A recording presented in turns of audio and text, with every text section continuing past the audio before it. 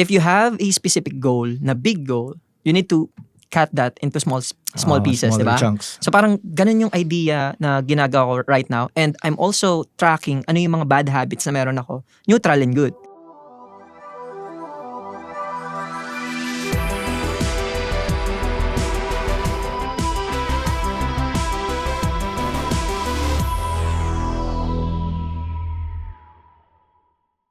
Welcome to Kaka Computer. In this episode, we'll be talking about avoiding burnout in IT. Now, this is very important to me kasi in this ever-evolving industry, it's really hard to balance yung work and life, and I'm sure marami sa atin nabu-burnout talaga. So, ano yung common signs na nabu-burnout yung isang individual in this industry? Kayo ba? May mga insight pa kayo dito? Ako, I think this is more like a personal take. Pero yung napapansin mo yung sarili mo na parang, itong task na to, parang simple lang naman. But it takes you like 2 times longer or 3 times longer. Kasi parang may mental stress or mental load for you to do something na sanay ka naman gawin usually. So parang for me, okay, parang indicator to na parang pagod na ako. Oo. Kasi parang expected mo lang na kaya mo lang like let's say in 2 hours ganyan. Tapos inabot na pala ng weeks. Parang di na. Ilang araw ganun. Na parang may mali, parang may off. Ikaw, Rod, anong experience mo with burnout? Sa akin, ang experience ko with burnout is wala ka na masyadong time outside sa work. Kasi if ang nangyayari is mas maraming time na nako-consume dun sa work, everyday yun, no? Parang sabihin natin, for the past 6 months, ganun yung nangyayari sa'yo. That means, there's a sign na possible ka na ma-burnout. Kasi parang anytime dun sa 6 months na yun, or lumagpas ng 6 months na yun, nang ganun pa ulit-ulit na wala ka na nagagawang iba, and then puro ang ginagawa mo araw-araw is work. Oo. Yun na yung start nung mababurnout ka na. Siguro for me naman, parang mas naging irritable ka when you're working. Although you're working for longer hours, that doesn't mean you're productive during that time. That's right. Oo. Kasi iba yung productivity versus the number of hours you spend working on something, although di mo naman pala na-accomplish. Now, that begs the question, why is it so prevalent in in the tech industry, yung burnout? Go on. Well, take ko. Kasi parang feeling ko with tech, ang bilis kasi. So parang you're always trying to do something new, something better. Na parang never-ending cycle. Parang alam mo yung pag-hamster ka, yan, takbo ka lang ng takbo. Pero parang hindi natatapos. So I feel like may ganong feeling na kailan ba matatapos? Parang walang ending. As opposed to, let's say, kunwari, for lack of a better example, let's say construction ka na. Okay, pag natapos yung bahay, tapos done. Parang may ganong sense of accomplishment. So feel ko yun yung challenge with tech.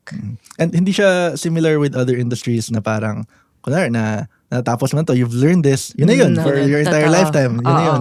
Hindi ganun eh. Kasi, again, this is always evolving, always kahit ako, I'm learning some new framework or technology, and after ko siyang na-learn, may bago na You have to catch up again. So parang, alam mo yun, I can't, parang nag-upskill ka ng upskill without being, and you can't be complacent at the same time kasi mapag-iwanan ka, di ba? So, yun, kaya tayo nabu-burnout eh. Ikaw naman, Rod. So, sa akin kasi is more on siya eh. Yun nga, given na fast-paced na yung tech industry. So, there's a lot of technologies that you can use, di ba? That you can learn. Pero yun nga, after a day, after a month, may bago na naman. So, parang yun yung nag-i-start sa atin na paano ko makakahabol? Kailangan ko matutunan to. Kailangan ko yung ganito. And then yung one last part pa sa work part naman or dun sa work environment natin, yun nga, yung mga features or yung mga business requirements ng application or ng business is hindi fix. So parang may first iteration kayo, ito yung goal eh. Pero after a month, nagbago kasi nag-trend yung AI. Tapos nagbago na naman. So parang wala talagang done. So parang relate dun sa mga sinabi. Naalala ko tuloy dati, parang yung trend, dapat yung projects natin na-integrate yung blockchain. Blockchain yes. Daming mga NFT projects. Ngayon parang nag-lay low siya. Nag-lay low. Ngayon, AI na naman. So parang ikaw, it's really hard to keep up. Now, with that being said, what kind of practical tips or advice can you give to mitigate or prevent yung burnouts? Sa akin, ito natutunan ko lang, hindi recently, pero maybe last 4 years or last 5 years, kasi 7 years na ako sa IT industry, is hindi mo kailangan mag-achieve ng perfect. So parang don't achieve anything na ito na yung perfect, ito na yun, parang ganun. So parang maging practical minded ka na lang. So parang if ever kung ano yung kailangan ng company, that's it. So focus on that, no? If ever na need nyo talaga mag-improve, you need to use another tech. Sige, go ahead. Pero pagka hindi nyo kailangan yan and the current tech na meron kayo ngayon is na bibigay pa rin naman or na bibigay nyo pa rin yung output na kailangan ng business is mag-stay lang kayo doon. Huwag kayo masyadong magpa-apekto doon sa mga new things, di ba? Sa mga new things. So, it's more on focus on what you need. No? Avoid yung mga ibang shiny things.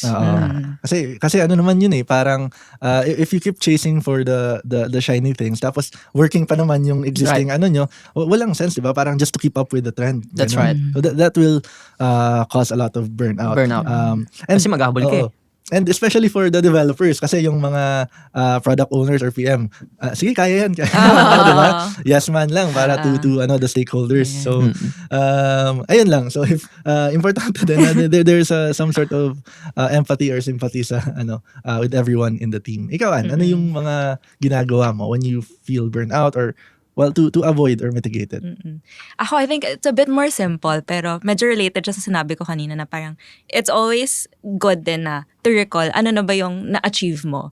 Kasi diba, minsan, let's say, when you're developing a product, hindi naman siya 1 month. Sometimes it could take years. Pero, tas feeling mo, ang tagal matapos. Pero in reality, ang dami mo na nagawa And I think that's something worth celebrating. So, for us, parang, for me then, good na. Pag-isipan mo din, parang, okay, ang dami ko na rin na-accomplish. And for me, that feeling parang nawawala yung pagod. Kasi, di ba, parang, okay, may nagawa naman pala ako. I feel fulfilled about it. Not just on your projects, but siguro personally din, no, na parang, nakaya ko nga to last year, so kaya ko din ngayon. And for today's episode, we'd like to thank our sponsor, Tutorials Dojo, your one-stop learning portal for helping you earn certifications in IT. So, if you haven't already, subscribe to our podcast and share with your friends. So, we've been talking a lot about burnout and what do you guys do to achieve a better work-life balance? Sa akin, if you're familiar with Atomic Habits, so basically it's a really good book. Yeah, I read that book. Sobrang solid niya in a sense na hindi lang siya sa life It also can be applied to anything. Kasi parang di ba nga, Atomic Habits, you need to improve yourself 1% daily. And if you have a specific goal, na big goal, you need to cut that into small pieces, di ba? Chunks. So parang ganun yung idea na ginagawa ko right now. And I'm also tracking ano yung mga bad habits na meron ako, neutral and good. So ngayon, parang daily, meron din akong ginawa sa community na group chat na improve 1% daily. We're actually just posting daily kung ano na yung current daily tracker namin. So anong mas maraming nagawa mo? Bad habits ba or good habits? So yun yung parang isang part na ginawa ko right now is to apply yung Atomic Habits on my personal life. And also for the technical, it can be also applied. If you want to build an application, you don't build it in just one day. Diba? So parang build it step by step kung wala ka talagang oras. Kasi parang kumbaga, start creating a repo. Sabi natin, first day, no? The next day, gawa ka ng button component. Di ba? The next day, gawa ka na ulit. Hindi mo mapapansin, mabibuild mo na yung application mo nang hindi ka na-burnout na tipong ang dami nang gagawin na to sa isang araw. Hindi ko kaya kasi may iba pa akong gawa. So, doon kasi parang nangyayari. Parang nape-pressure tayo kung gusto natin gawin yung bagay in just one go. So, yeah. Yeah, kaya sabi nga nila, I remember a quote saying na you start moving a mountain by moving a single piece of rock. Yeah. So, incremental changes every day. Kahit slow progress pa, still progress either way. Progress. And again, yung sinabi mo kanina na you don't chase for perfection Right. Kasi you can never achieve it perfecting. Ako naman, in terms of work, avoiding burnout, I'm blessed naman to be in companies where work hours. Beyond that, personal time ko na yun. And walang nangungulit na, Brel, sali ka dito, may client meeting, ganyan. So far, wala naman. And then I stick to that. Kasi, yun, pag work, fully dedicate myself to work. Pero pag personal time naman, then that's the time na yun, play hard. How about you, Yeah. Ann? Ako, I think I make it a point to have hobbies outside of work. Kasi parang, and this is something I've learned din na parang, kunwari, if 100% ng life mo, like, or day mo, dinedicate mo to work, even outside of work, parang the moment parang may nangyari sa work, you had a bad day, parang 100% din. Bad day ka na. Oo, bad day ka na.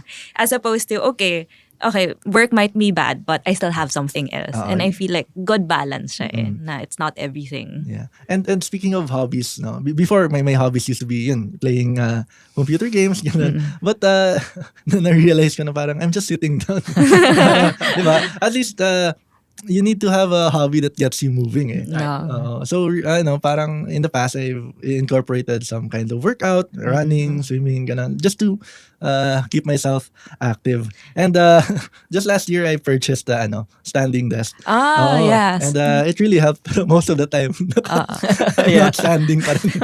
So yun, I really need to incorporate yung sinabi ni Rod na good changes, no. And so we've talked about on the side of things mga employees, no, and how they can achieve work-life balance, how they can avoid burnout. Now on the side of the management naman or employers, siguro Ann, you can have more comments on this.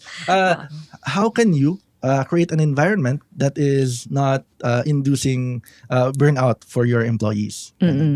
For me, I think with this kasi parang wala siyang one-size-fit-all na solution. I think ang driver talaga will be the managers kasi sila naman talaga nakapag-interact with individuals on a day-to-day basis. And for us, number one rule namin talaga, at least where I'm working, is really transparency. And you always ask what support they need. Kasi sometimes, mayroon ding tao na nagta-thrive talaga kung gusto nila 24/7, really, hustle talaga. And there are others na gusto mas may balance. So you just have to find what works for each one and how are you able to give it as a employer. So for example, for employees namin na would love more social aspects of work, then okay, we'll put them in teams na bagay sa kanila yung ganun or teammates na ganun din. And at least, diba, parang with the team that they're working with, pareho sila, nag-thrive sila with each other and with each other's energy then. So you appropriate each so it's good na management has some kind of feedback programs in place kasi yun nga, there's no one size fits all solution. Kasi different employees have different needs, diba? And different age levels, diba? That's true. Iba priorities mo iba pag medyo bata ka, syempre ka-vibes mo yung mga same age mo, tas yung thunders. Iba din yung ikaw, Rod, anong dito? It's kind of the same with Ann, no? So parang based on my experience, no, in the past up until now, the management side, or at least me na tech lead din, is ang ginagawa namin is chine-check muna namin yung mga feedbacks. If ano ba yung nag-work sa inyo? And we're trying a lot of things. Actually, if hindi nag-work yung ganitong klaseng workflow, yung ganitong klaseng mga meetings and so on, we're trying to change that every week. So, let's change that, hindi ito nag-work sa'yo. Let's change that, hindi ito nag-work. Hanggang sa malaman namin, or hanggang sa ma-meet namin na, okay, nag-work to sa'yo, nag-click yan sa'yo. That's good.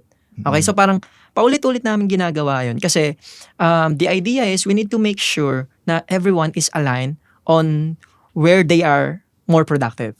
Kasi for example, on my end, so parang meron akong core time na 4 hours or 5 hours. May core time kami na ito kasi yung parang pinaka-time ng mga meetings, na possible meeting, pero wala akong masyadong meetings nun. Depende lang if ever na need. And then yung 3 hours ko, it's either gamitin ko siya before or after nung core time. So parang flexible ako in a sense na it depends kung saan ako mas productive. So ako na yung bahalang mag-drive sa akin kung saan ako magiging productive. And the management agree on that. Kasi if ang gagawin nila is pipilitin nila kami na, or pipilitin nila ako na, okay, dito ka magtrabaho ng ganyan na, ganito ganyan. Pagka hindi ako naging productive sa part na yun, and then they just trying to, pagka pinilit lang nila akong gawin yun, is mabe-burnout ako na.